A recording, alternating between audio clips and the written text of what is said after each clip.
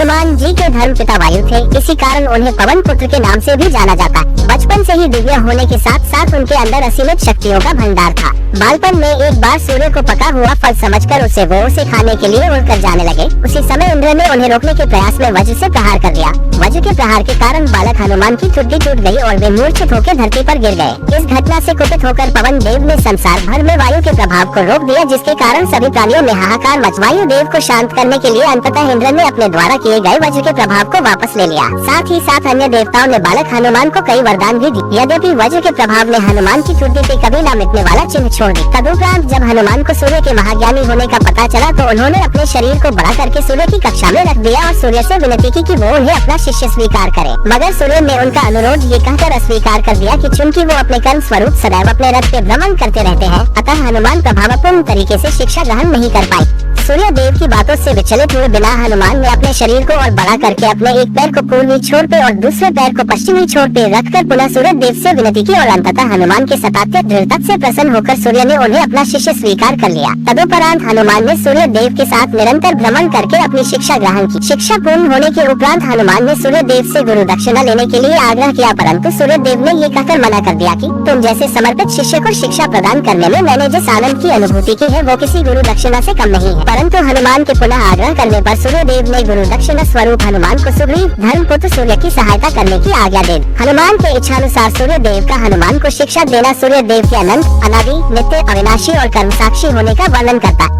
हनुमान जी बालपन में बहुत नटखट थे। वो अपने इस स्वभाव से साधु संतों को सता देते थे। बहुधा वो उनकी पूजा सामग्री और आदि कई वस्तुओं को छीन झपट लेते थे।